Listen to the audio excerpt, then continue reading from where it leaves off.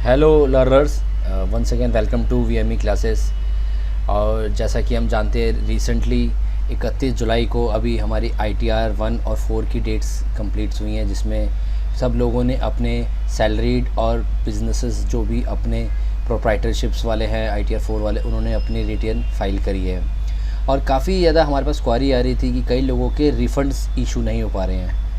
तो आज मैं एक अपनी वीडियो लेकर आए हैं जिसके ऊपर हम आपको बताना चाहेंगे कुछ छोटी छोटी मिस्टेक्स के कारण आप लोगों के रिफ़ंड्स, जो कि बहुत इजीली फास्ट जो आप गवर्नमेंट ने चालू किया है अब लोगों के रिफ़ंड के प्रोसेस, तो वो अब आप लोगों के रिफ़ंड के प्रोसेस आने चाहिए। पर कोई छोटी मिस्टेक्स हम लोगों के द्वारा हो जाती है जिसके द्वारा गवर्नमेंट की उस प्रोसेस में डिले हो जाता है, क्योंकि हमारी वो प्रॉपर कई चीज़ हम लोग वहाँ पे गवर्नमेंट को अपनी बैंक से डिटेल्स नहीं दे पाते। तो हम ये सारी चीज़ें कैसे चेक करें और कहाँ से हमें पता चलेगा कि हाँ मेरा ये बैंक मेरा वैलिडेट था या नहीं है। तो आज मैं एक बार आप लोगों को एक आईटीआर की साइट पे जाके विज़िट करा के सब कुछ आपको बताऊंगा कैसे एक आपको वैलिडेट करना है, सब कुछ चेक करना है कि आपका जो भी रिफ़ंड है वो प्रॉपर तरीके से आपके जो भी आप उसमें वैलिडेट करेंगे अपना अकाउंट और उसमें आए, और गवर्नमेंट में जो भी वहाँ पे प्रोसेस का ड्यूरेशन के बाद जैसे आपका कंप्लीट हो जाता है, आईटीआर प्रोसेस हो जाती है, तो उसके बाद कैसे आपका वहाँ पर आईटीआर रिफ़ंड प्रोसेस हो।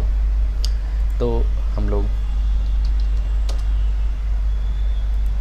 इनकम टैक्स की साइट पे जा रहे हैं। यहाँ हम एक लॉगिन करेंगे।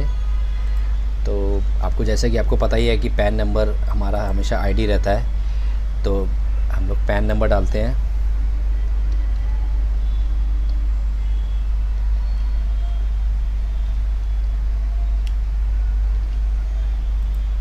और देन उसके बाद हम लोग पासवर्ड यहाँ पर डालेंगे।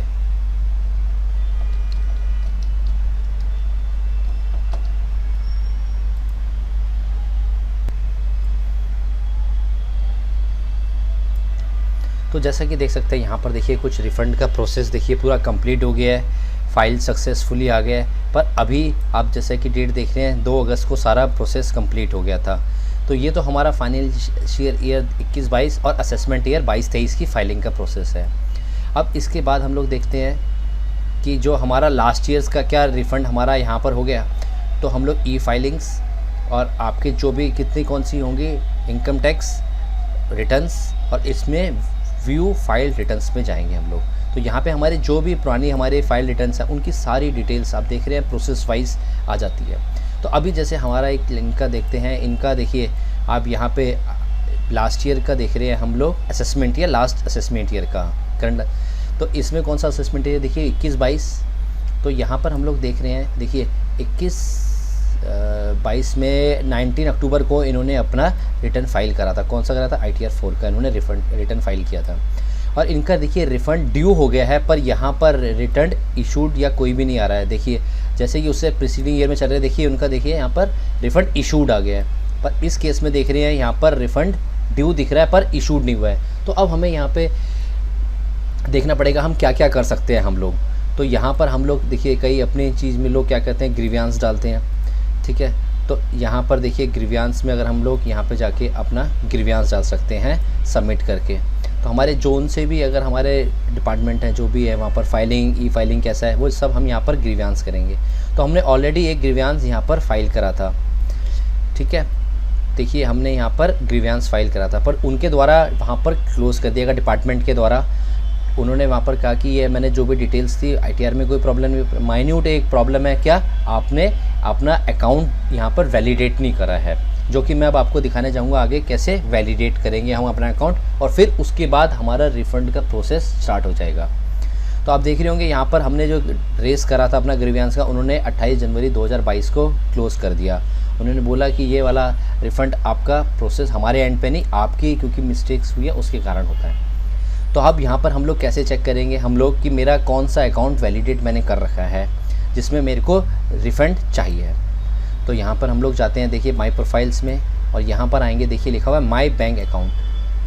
तो यहाँ पर हम क्या देख रहे हैं कि इन्होंने देखिए अपना कोई अकाउंट रिफ़ंड के लिए नॉमिनेट ही नहीं करा है। आप देख सकते हैं देखिए एक इनका ये यहाँ पर फर्स्ट अकाउंट है एंड देन सेकेंड अकाउंट है। तो दोनों आपने वैलिडेट तो करा दी है पर रिफ़ंड के लिए नॉमिनेट ही नहीं करा है आपने। जब तक हम लोग नॉमिनेट नहीं करेंगे तो वहाँ से वो लोग रिफ़ंड प्रोसेस नहीं करेंगे, क्योंकि सिंपल प्रोसेस है, उन्होंने तो आपका ITR प्रोसेस कर दिया। अब आप बताएंगे नहीं कि किस अकाउंट में उनको मनी ट्रांसफ़र करनी है जो कि आपके रिफ़ंड की है, तो कैसे होगा? तब तक वो पैसा डिपार्टमेंट के पास ही रहेगा आपका सिक्योर। तो ये हमें देखिए यहाँ पर एक छोटी मिस्टेक के कारण इतना हमें डिले हो गया। तो अगर हम लोग ये पहले ही चेक करके यहाँ पे नॉमिनेट कर देते तो शायद हमारा रिफ़ंड का प्रोसेस फास्ट होता, और गवर्नमेंट को जैसे ही हमारा ITR प्रोसेस होती उनको पता चलता कि ये वाला पर्टिकुलर अकाउंट उन्होंने नॉमिनेट कर रखा है, इस पर रिफ़ंड प्रोसेस कर दें हम लोग। तो आप देख सकते हैं, देखिए दोनों नहीं है, तो मैं यहाँ पर ये जो हमारा फर्स्ट अकाउंट है इसको मैं यहाँ पर नॉमिनेट करता हूँ कि हाँ। तो कहते हैं यहाँ से कन्फर्मेशन आता है कि are you sure want to nominate the selected bank account, I said कि कंटिन्यू। तो अब देखेंगे यहाँ पर हमारा ये वाला अकाउंट हमारा एश्योर हो गया है, ठीक है। तो अब हमारे को जो भी हमारा प्रोसेस होगा यहाँ पर,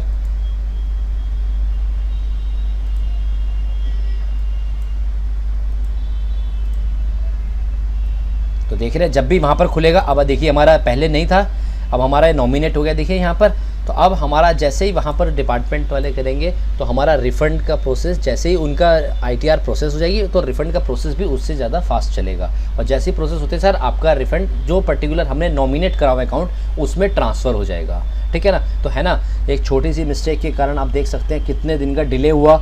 और हमारी जो मैंने आपको दिखाया था वीडियो के स्टार्टिंग में ही, मैं आपको एक बार दोबारा से दिखाना चाहूँगा,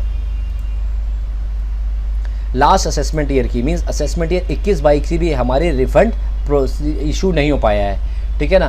तो हमने वही गलती करी कि हमने 2 अकाउंट तो अपने अपडेट कर दिए, पर उसमें नॉमिनेट नहीं करा कि किस में रिफ़ंड प्रोसेस करें। क्योंकि देखिए ऐसा तो है नहीं कि हाफ अमाउंट गवर्नमेंट को तो एक जो आपका रिफ़ंड का अमाउंट बना होगा वही पूरा ट्रांसफ़र करना है। तो जो हम नॉमिनेट कर देंगे अपना अकाउंट उसी में ही पूरा हमारा अकाउंट ट्रांसफ़र होगा। और ये भी ध्यान रखिए, अब मैंडेटरी हो गया है पिछले साल से, जो हमारा पहले आधार से लिंक्ड होगा अकाउंट उसी में ही हमारा रिफ़ंड आएगा। अगर हमारा कोई अकाउंट आधार से लिंक नहीं है और वहाँ पर हमने अपना आधार पैन लिंक नहीं करवा रखा है तो उसमें हमारा रिफ़ंड नहीं आएगा। तो यह भी आपने देखने मेक श्योर करके चलना है कि जिस अकाउंट को आप नॉमिनेट कर रहे हैं वो आपके आधार और पैन से लिंक्ड हो, उसी में ही आपका रिफ़ंड का प्रोसेस आएगा। तो ये छोटे छोटे मिस्टेक्स को आप ध्यान में रखेंगे, जिसके कारण जो भी आपकी इनकम टैक्स के रिफ़ंड्स के प्रोसेस हैं वो और फास्ट होंगे। तो कई लोग वही कहते हैं कि जब भी आप सुनते होंगे आपके फ्रेंड्स बोलते हैं कि 15 डे में आ गया, और आप देखते होंगे किसी किसी के 2-2, 3-3 महीने। तो इसी छोटी मिस्टेक्स के कारण आपके रिफ़ंड नहीं आ पाते हैं। और आप अगर आप यही चीज़ अपनी अपडेट कर रखेंगे तो आपका रिफ़ंड का प्रोसेस फास्ट रहेगा। और जैसे ही आपकी ITR प्रोसेस होगी उसके बाद विदिन आपके 15 to 20 डेज़ के अंदर आपका भी उन लोगों की तरह रिफ़ंड आपके जो भी नॉमिनेट अकाउंट होगा उसके अंदर आएगा। तो है ना आपके लिए यूज़फुल ये इन्फॉर्मेशंस। तो होप सो आपको काफ़ी अच्छा लगा होगा ये इन्फॉर्मेशन। और ऐसी मोर अपडेट्स और इन्फॉर्मेशन के लिए आप हमारा यूट्यूब चैनल ज्वाइन कर सकते हैं, और हमारे वेबसाइट पे भी विजिट कर सकते हैं www.vmeclasses.com, जहाँ पर बहुत सारे अकाउंटिंग से रिलेटेड प्रोफेशनल्स के लिए, बिगनर टू प्रोफेशनल लेवल के लिए काफ़ी इन्फॉर्मेटिव कोर्सेज आते हैं, जहाँ पर आप एक अपने आप में अगर अकाउंटिंग फील्ड में अपने आप को स्टैब्लिश करना चाहते हैं तो ये वाला हमारे जो हमने वहाँ पर कोर्स डेवलप किए हुए हैं वो आपके लिए बहुत सारे यूज़फुल रहेंगे। होप आप लोग ये यूज़फुल आइडियाज़ और इनसे हिसाब से काफ़ी ज़्यादा आपको बेनिफिट्स मिलेंगे। Thanks for watching this video. Thanks.